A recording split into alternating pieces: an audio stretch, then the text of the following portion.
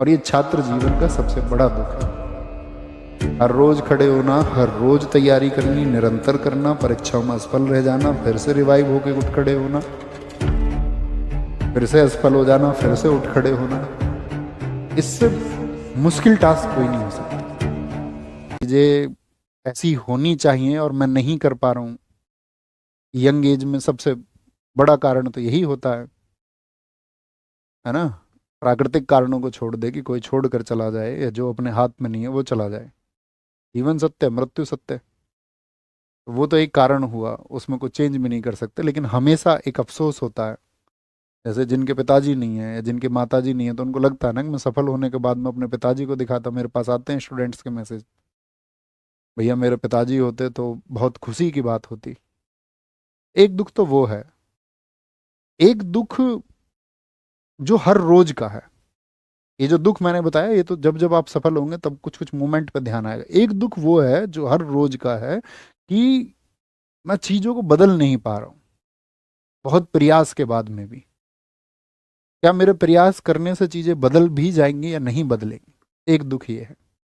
और ये छात्र जीवन का सबसे बड़ा दुख है। हर रोज खड़े होना, हर रोज तैयारी करनी, निरंतर करना, परीक्षाओं में असफल रह जाना, फिर से रिवाइव होके उठ खड़े होना, फिर से असफल हो जाना, फिर से उठ खड़े होना।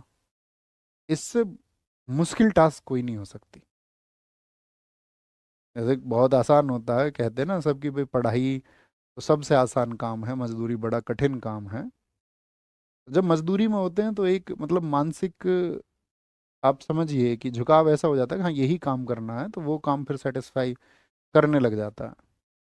लेकिन जब चीजें हासिल ना हो और बार बार उसी स्टेज के लिए खुद को तैयार करना, ये टिपिकल टास्क है, बहुत टिपिकल है, जो आंसू पैदा करती है, जो दुख को पैदा करती है। ये सबसे बड़ा कारण होता है, सबसे बड़ा। और अपने अंदर वो कारण होता है, जैसे आप जानोगे कि अगर मतलब वास्तविकता के साथ में बताऊं तो चीजें अभी मतलब अपनी चीजें सेटल हैं लगभग। मतलब ड्रीम्स अपने भी हैं, ऐसा नहीं है कि अपना कुछ ऐसा नहीं है कि ड्रीम नहीं है, ड्रीम बहुत सारे हैं।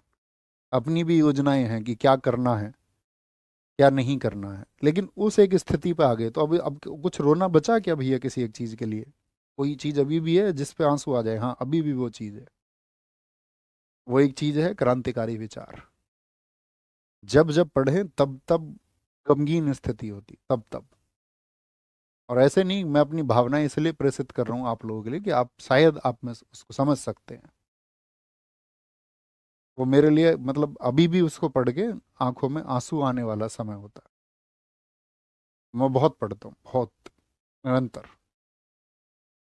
कल भी मैं गया तो मुझे अभी भी याद है, कल जब हम गए वहाँ खान सर का रिसेप्शन था, तो मैं फ्लाइट में पढ़ते हुए गया हूँ, मैं फ्लाइट में पढ़ते हुए आया हूँ।